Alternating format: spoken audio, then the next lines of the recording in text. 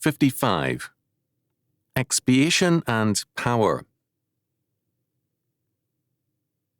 Because God is not divided, nor does he share his sovereignty with any other, his government is total, and his law covers every aspect of creation.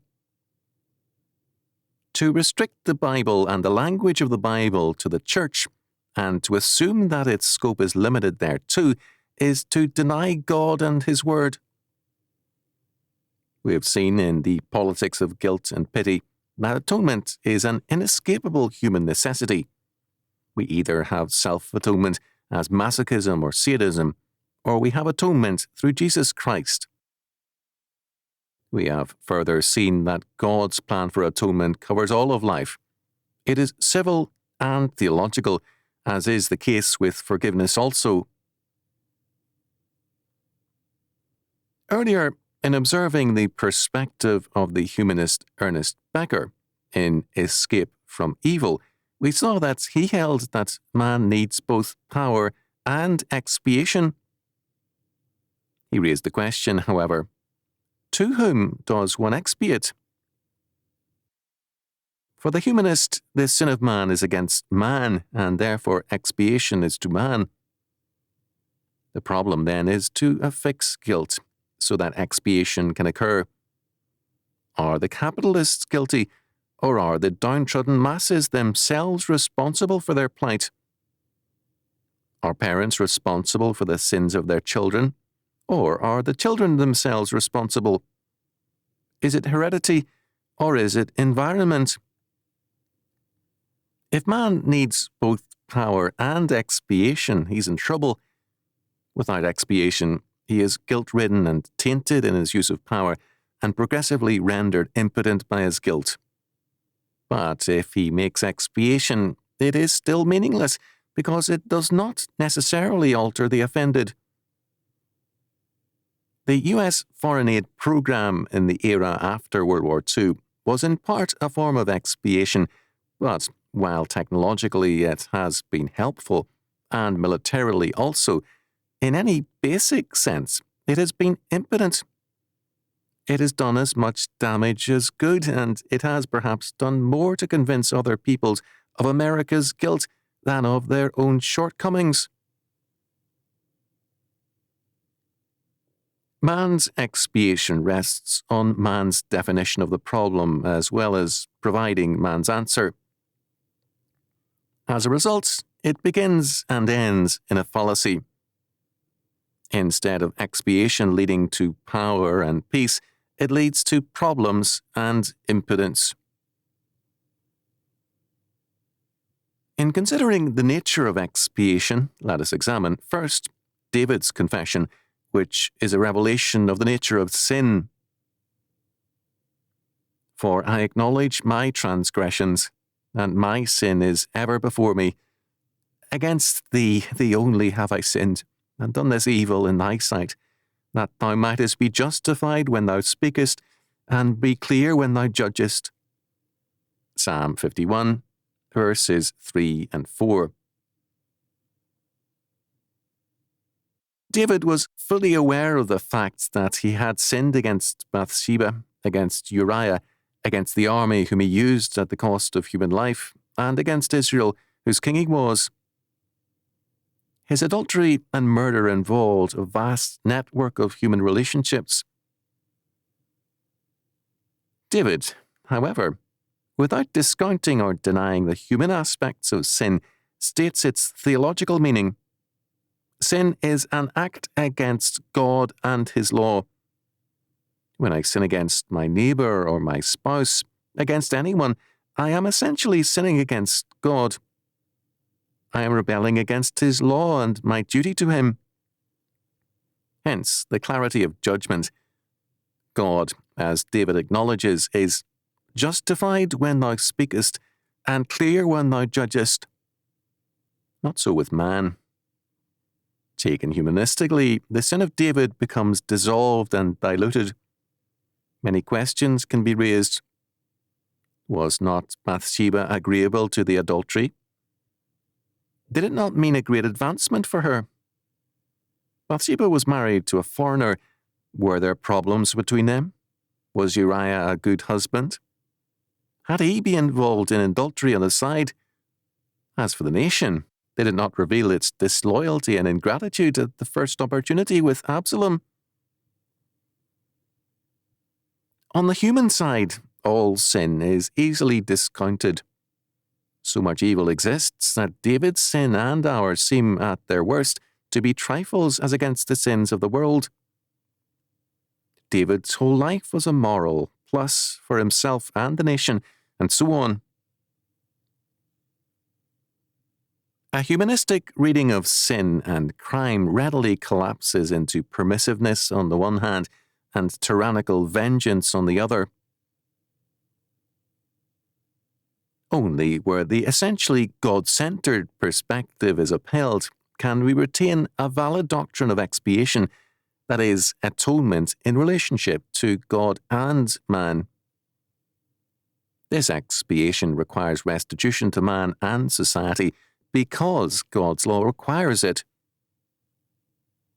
We are not permitted by God's law to compare and evaluate sins humanistically, nor to excuse them because the victims are equally involved in sin. We are not allowed to rob a thief or steal because we have been robbed, nor because someone we love commits adultery are we thereby justified in committing adultery. If sins were essentially an offence against us, we could then determine the penalty and our legitimate action. Sin, however, is always and essentially and radically an offence against God, and His law stands untampered by our own involvements and justifications. David thus said what he did precisely because he saw the meaning of his sin so clearly and without any self-justification. Second, in Leviticus chapter 4, we have an account of sin offerings and the sacrifices necessary for forgiveness. It is significant that forms of offerings are separately specified for priests, rulers, and the people. These make clear that the greater the responsibility, the greater the culpability and guilt before God. The greater the power, the greater is the need and nature of expiation. The sins of religious and civil leaders are more fearful and offensive in God's sight. Moreover, the separate specification of forms of expiation for men in church and state calls attention to the fact that they are as much under the word of God as other people, and more so because of their office. This is an important fact, in that rulers in church and state tend to see themselves as above God's law because of their role as administrators. The poet Robbie Burns described this mentality for us in Holy Willie, an actual person. We have more Holy Willies than ever now in church and state. In the church, for example, most disciplining is in terms of man-made rules, church law. Men are rebuked, excommunicated, and savagely condemned in modernist, evangelical, and Calvinist churches for failure to meet man's law, whereas God's law is regularly flouted by these same men. After the publication of my Institutes of Biblical Law, I received letters and long-distance telephone calls from ministers who regarded my references to the death penalty for adultery and homosexuality as anti-Christian and hard-hearted. In a few cases where I knew these men or learned something about them, I found them to be savagely censorious churchmen where church rules are concerned. This is the mark of Phariseeism and Sadduceeism. Leviticus chapter 4 does not permit such an attitude. It stresses the seriousness of the ministry of grace, the church, and the ministry of justice, the state. But what the Pharisees and Sadducees are implicitly saying is that expiation is to the church or to the state. Church and state both say, keep your peace with me and my rules, or suffer the consequences. Pay up and obey us. To whom the essential expiation is made, total power is rendered, because it acknowledges their implicit role as the ultimate authority and law. For the Church to demand that men take its law so seriously when it treats the law of God casually means, however much churchmen may deny it, the deification of the Church. The same is true of the state. In both cases, power is enhanced by means of denying the theological nature of sin. The state does this openly, the Church covertly.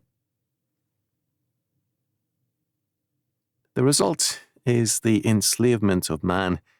Man becomes the creature of the institution to whom he makes expiation, and he becomes progressively its slave. True expiation means freedom and power. True expiation renders to God the things which belong to God, and it knows forgiveness, a release from all criminal charges before God, and the power of the sons of God. Most men today are sons of the Church and, more often, sons of the state. And both institutions make eunuchs out of their sons, and therefore slaves, because they are jealous of their power and authority.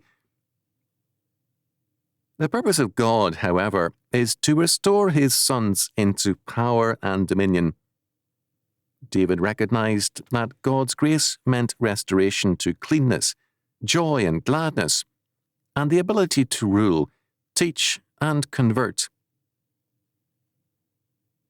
Restore unto me the joy of thy salvation, and uphold me with thy free spirit. Then will I teach transgressors thy ways, and sinners shall be converted unto thee. Deliver me from blood guiltiness, O God, thou God of my salvation. And my tongue shall sing aloud of thy righteousness. Psalm 51. Verses 12 to 14. The illegitimate taxing power of the state, therefore, robs the people not only of their money and property, but also of freedom and power.